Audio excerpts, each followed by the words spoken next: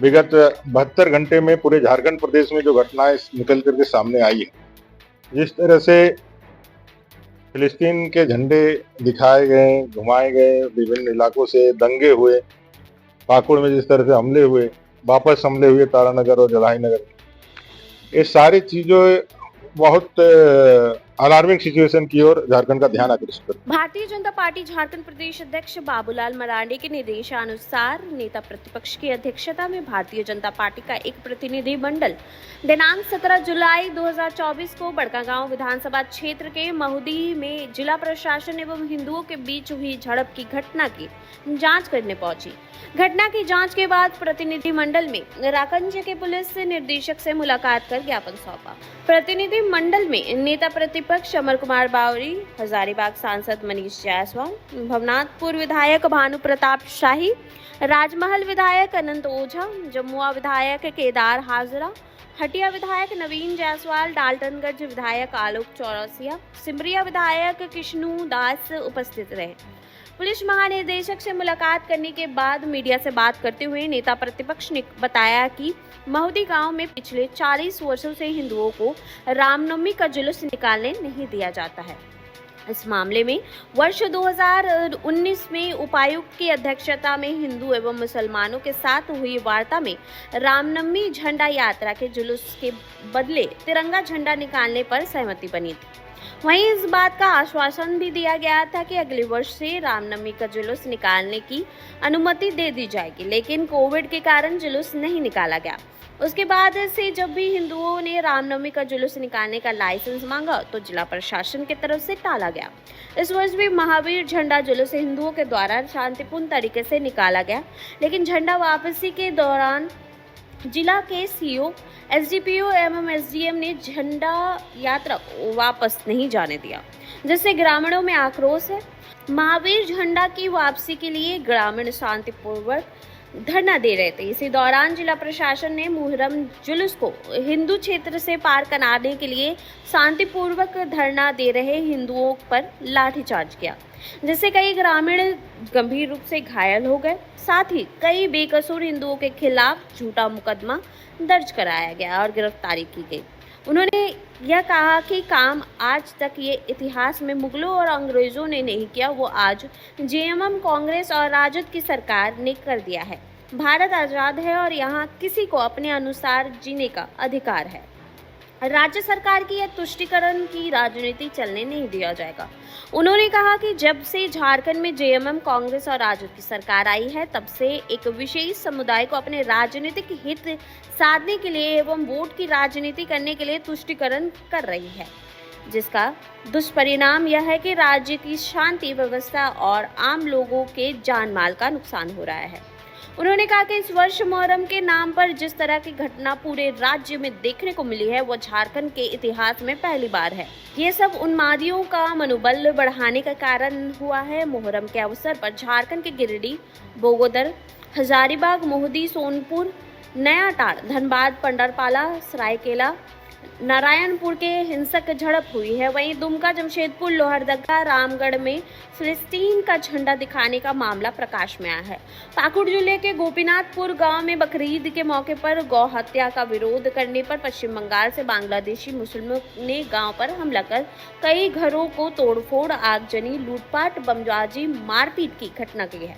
वहीं हजारीबाग सांसद मनीष जायसवाल ने कहा कि हजारीबाग के कई क्षेत्र में मुसलमान समुदाय के द्वारा कई घटनाओं को अंजाम दिया गया। उन्होंने बताया कि यह यात्रा के दौरान मुसलमानों ने महिलाओं के साथ अभद्र व्यवहार किया, उनके साथ मारपीट, मामले पर फिर भी दर्ज किया गया, लेकिन आज तक कोई कार्रवाई नहीं हुई। एक राजनीतिक जुलूस पर भी मुसलमानों के द्वारा हमला किया गया, लेकिन उस पर भी आज तक कोई भी कार्रवाई नहीं की गई। आप सब लोगों ने देखा है लगातार जिस तरह से घटनाएं घटित हो रही है। विगत 72 घंटे में पूरे झारखंड प्रदेश में जो घटनाएं निकल करके सामने आई है, जिस तरह से फिलिस्तीन के झंडे दिखाए गए, घुमाए गए, विभिन्न इलाकों से दंगे हुए, पाकुड़ में जिस तरह से हमले हुए, वापस हमले हुए तारानगर और जलाही नगर, ये सारी चीजें बहुत अलार्मिंग सिचुएशन की ओर झारखंड का ध्यान आकर्षित करती है।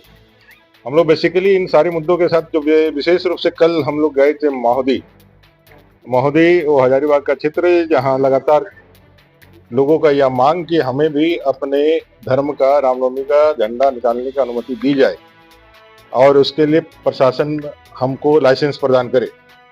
2019 में ऐसा निर्णय उपायुक्त की अध्यक्षता में दोनों पक्षों के साथ बात करने के बाद हुआ था, लेकिन वह तामील नहीं होने के कारण, उसके लागू नहीं होने के कारण इस बार झंडा पार तो हो गया, लेकिन जब वापसी करने के लिए आया तो प्रशासन ने उसका दबाव दे करके उसको रुकवा दिया और उस पर लाठीचार्ज करके झूठे मुकदमे भी किए। और अभी जब शांतिपूर्ण तरीके से लोग वहां धरना दे रहे थे तो पुलिस ने अत्याचार करके उनको हटाया, केस किया, मारा। और जो हम लोग के प्रतिनिधि, सारे विधायकगण, हम जो लोग वहां गए तो देखने से लगा कि भाई ये तो अपने देश के अंदर यदि एक सार्वजनिक रास्ता में अगर एक धर्म विशेष का झंडा निकालने का, मुहर्रम का झंडा निकालने का परमिशन है, तो उसी रास्ते से हिंदुओं का झंडा निकालने का, रामनवमी का झंडा निकालने में क्यों प्रतिबंध है? और जायज सा भी सवाल है, अगर यदि तनाव है तो दोनों पक्ष का तनाव होना चाहिए। हमारा ही झंडा का निकले और आपको तनाव हो, आपका झंडा निकले तो हम शांत बैठे रहे, ऐसा तो लोग को एलिगेशन ऐसा नहीं होना चाहिए। 40 साल हम लोगों को वो झंडा नहीं पार करने दिया।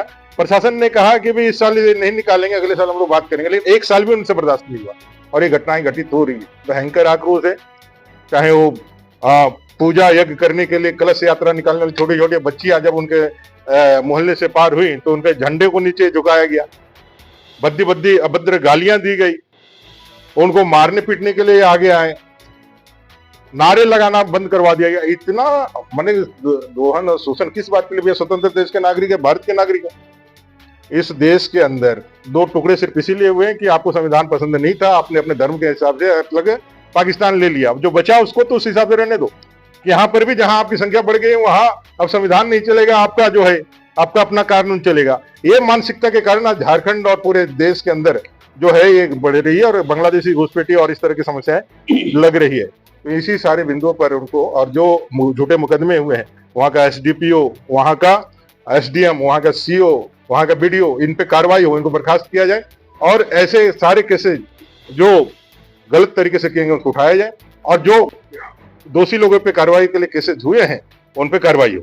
अच्छा, वहाँ की जो स्थानीय विधायक चंपा प्रसाद कार्यकर्ता वहाँ पर तनाव की स्थिति उत्पन्न कर रहे हैं, लोगों के साथ मारपीट कर रहे हैं और उनके साथ भी उनकी असली तस्वीरें जो है जलाई जा रही है। उनके वहाँ के वो विधायक है, जनता का ज्यादा पक्ष उनके पास रहना चाहिए, वो जाकर उनसे बात करे और एलिगेशन में यदि दम है तो वहां से उनको बात कराना चाहिए। एक महिला होने के नाते उनको उन छोटे बच्चियों के साथ खड़ा होना चाहिए जो कलश यात्रा करके जा रही है और वहां जाने के साथ ही उनको जो है रोक दिया गया, बद्दी गालियां दी गई, उनके राम के झंडे को, यज्ञ के झंडे को नीचे झुकाया गया। जो काम औरंगजेब नहीं करा सका, जो काम ब्रिटिश नहीं करा सका, वो ये यहाँ के कांग्रेस जेएमएम और आरजेडी की सरकार ने और वहां के ऐसे तुष्टि करने वाले लोगों ने वहां करवा दिया। इससे ज्यादा संसार करने वाली कोई बात नहीं होती। पहले इस पे जवाब लेकर गई उनसे।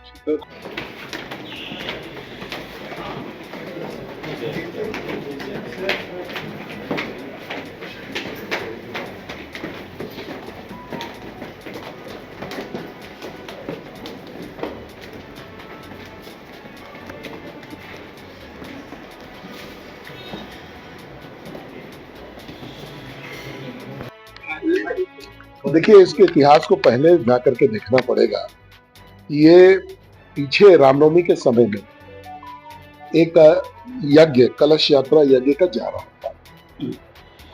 पहले इन्होंने जिला प्रशासन को पूरी सूचना दी, थाना के लोग साथ में चल रहे थे और थाना से मात्र 200 मीटर की दूरी पर उसको रोका जाता है, उस कलश यात्रा को रोक दिया जाता है। कलश यात्रा को रोकने के बाद में जो है बोला जाता है कि तुम डीजे बंद करो, जो बाजा बज रहा है उसको बंद करो, जितना झंडा है उसको झुकाओ और बिन श्री राम का नारा बंद करो।